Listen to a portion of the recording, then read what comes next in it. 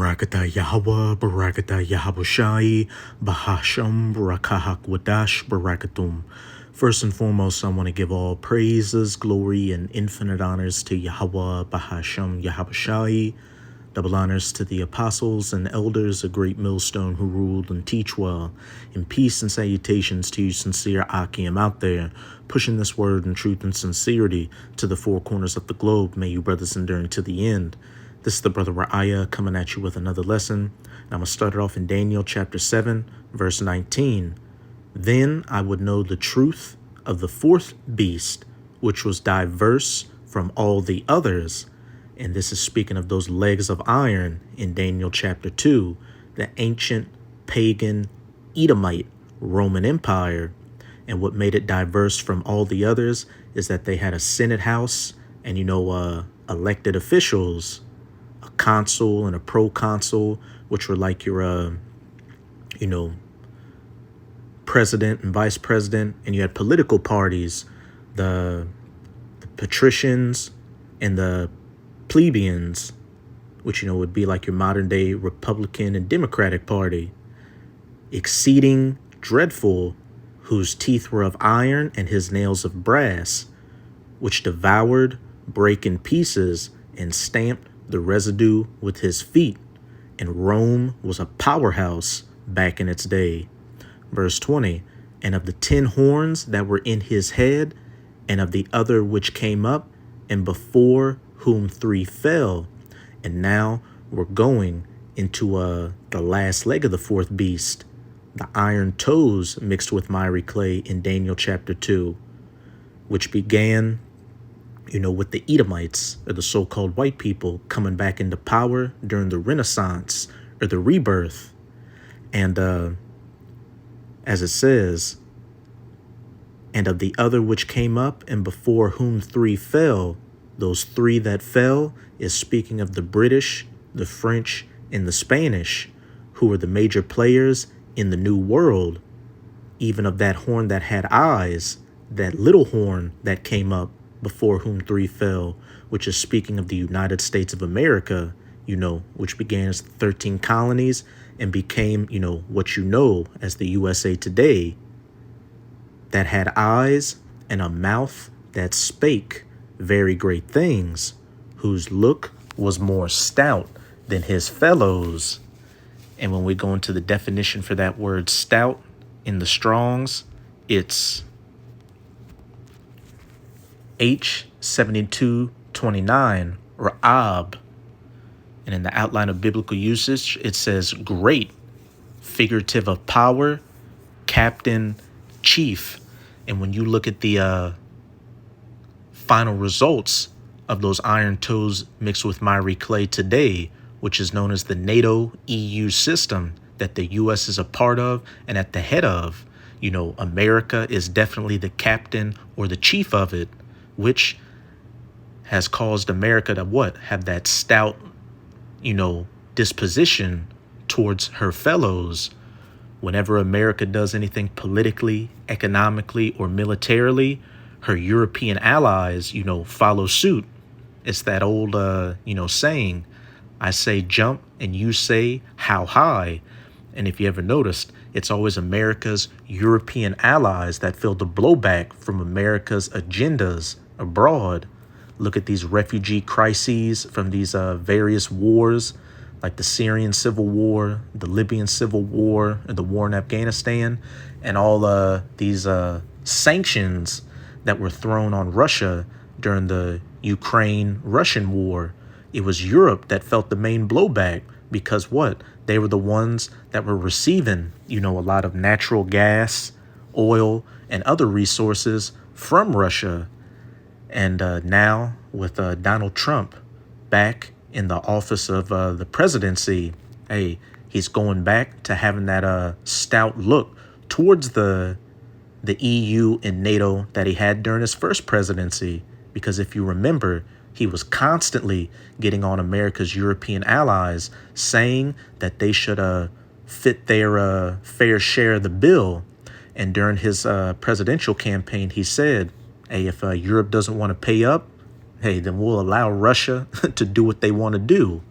And this leads me to an article on Newsweek.com titled Donald Trump Pulling U.S. Troops from Europe in Blow to NATO Allies, just to show another example of that little horn being more stout than her fellows. And what this is ultimately going to lead to is America's European allies at some point during World War III betraying her and allying themselves with nations like Russia and China, and they're all together going to shoot nuclear missiles onto the United States of America. And already you're seeing some of these European nations, starting to look towards alternatives such as the BRICS. I haven't looked up the talks of it lately, but I remember about a year or so ago, France had shown interest in the BRICS, and best believe that while on the surface, these European nations are going along with the sanctions on Russia over the war in Ukraine. A lot of them are still doing backdoor deals with Russia to get, natural resources from them. Look up something called shadow freighters. So we can clearly see that this NATO EU system is fracturing, and it's going to continue to fracture until it completely breaks apart. And the United States of America, for once, is going to finally foot the bill. But the article reads, President Donald Trump plans to pull about 20,000 U.S. troops from Europe, according to a leading Italian news agency.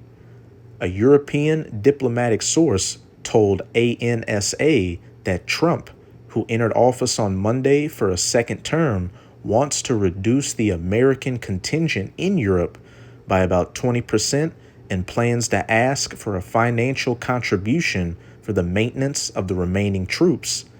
Newsweek has contacted the White House for comment.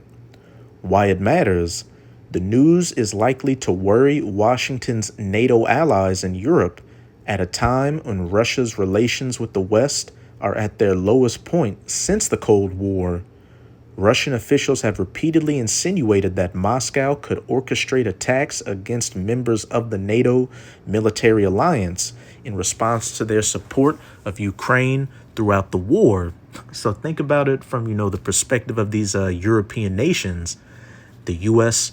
gets us into this, proxy war and sanctions war with Russia, and we start sending long-range missiles to Ukraine that can strike deep into Russia, as well as sending military assets and mercenaries, and now, the U.S. is talking about pulling out security and just leaving our asses wide open for Russia. Hey, and that little horn whose look was more stout than his fellows. And, Trump, he's got to be one of the most proudest Edomites out there. He's an encapsulation of, that American spirit, that prideful, you can't tell me a goddamn thing, we're going to do whatever we want spirit. What to know? Some 100,000 U.S. troops are currently deployed in Europe. The diplomatic source said Trump wants other NATO member states to pay up as U.S. troops there are a deterrent. So costs incurred should not be borne only by American taxpayers.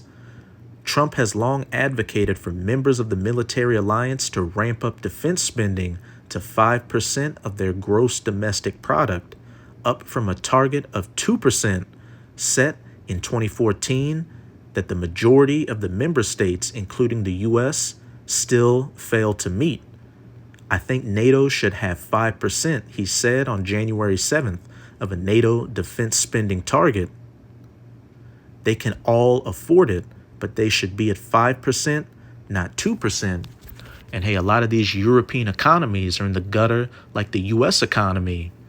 For all intents and purposes, Germany is in a major economic recession, and the economic situation is only going to continue to deteriorate out here. So a lot of people are just barely limping along. And stout-faced Trump is saying, look, you got the money, pay for it. And if you don't, hey, go fuck yourself. But that's it with this article. Now I'm going to go to Daniel chapter 2. I'm going to start at verse 40. And, this is dealing with the statue of a man made of different metals that King Nebuchadnezzar of the Neo-Babylonian Empire saw in his dream that the prophet Daniel interpreted, and it represented the last heathen kingdoms that would be ruling before the kingdom of heaven, the kingdom of Israel. Daniel chapter 2, verse 40, and it says, Rome in the fourth kingdom shall be strong as iron, those legs of iron. For as much as iron breaketh in pieces and subdueth all things, and as iron that breaketh all these, shall it break in pieces and bruise.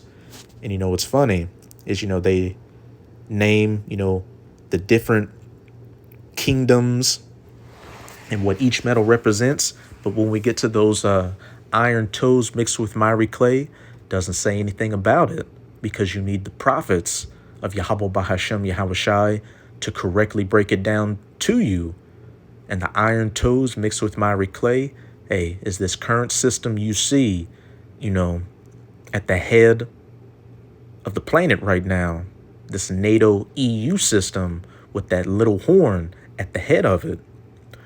And whereas thou sawest the feet and toes, part of potter's clay and part of iron, the kingdom shall be divided.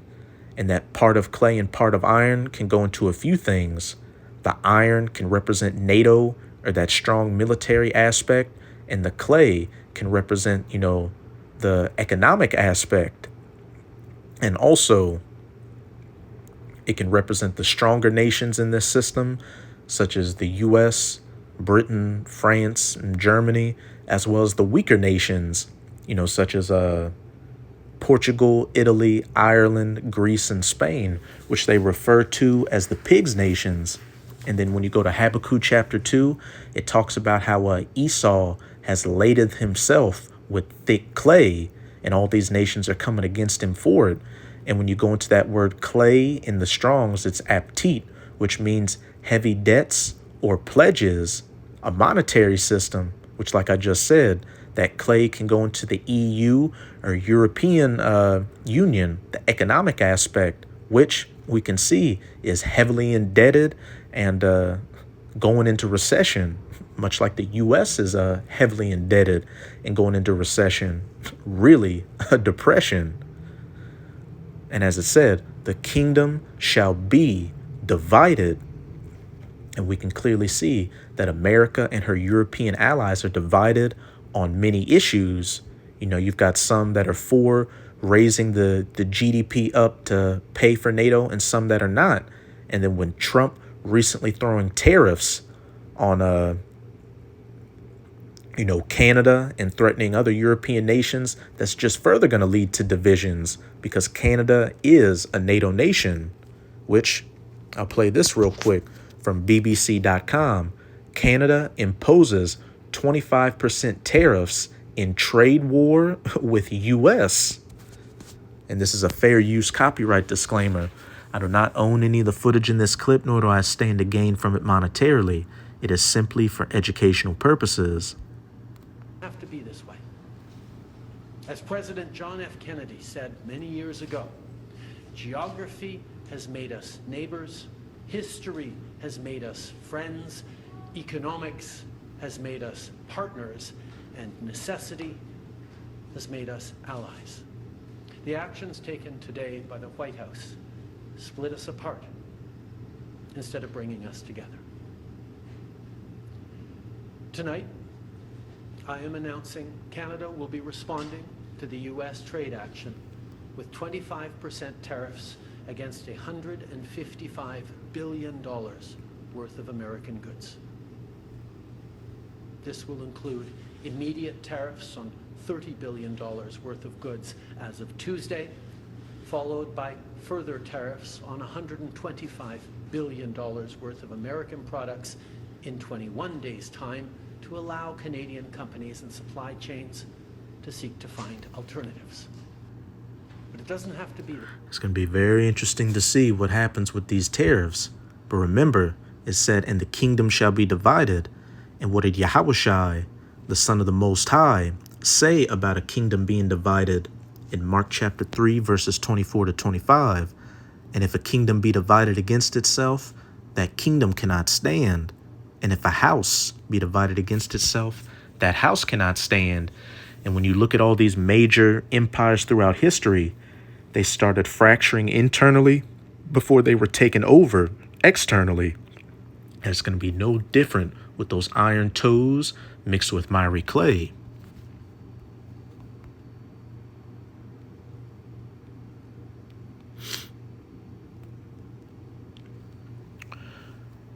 And whereas thou sawest the feet and toes, part of potter's clay and part of iron, the kingdom shall be divided, but there shall be in it of the strength of iron, for as much as thou sawest the iron mixed with miry clay. And as the toes of the feet were part of iron and part of clay, so the kingdom shall be partly strong and partly broken. Some nations doing better than others, and other nations that are being financially supported by other nations. But eventually, this kingdom is going to be completely broken apart. And America's allies, that for the longest time she's had that stout look towards, are going to turn against her and show her their teeth. This is the book of Obadiah. I'm going to start at verse 1. And this whole book is dedicated to the judgment and the downfall of you Edomites, the so-called white people. The vision of Obadiah, thus saith the Lord Yahweh concerning Edom. We have heard a rumor from Yahweh, and an ambassador is sent among the heathen. Arise ye, and let us rise up against her in battle. And economically, we're seeing these nations rise up against the West, with the BRICS and all their ways to try to subvert the US dollar in the SWIFT system. And eventually, it's going to go from throwing words to throwing leads at each other. But now I'm going to jump down to verse 7, which is dealing with America's allies, including her European Edomite allies, turning against her. All the men of thy confederacy, or your allies, have brought thee even to the border. The men that were at peace with thee, agreeing to go on these American military adventures abroad, agreeing to throw sanctions on nations that the U.S. deemed an enemy, have deceived thee and prevailed against thee. Hey, they're working behind the scenes to, eventually completely go against you. They that eat thy bread, receiving money and weapons, troops and other amenities from the U.S., have laid a wound under thee. When they completely turn against her, they're going to turn those very same assets against her.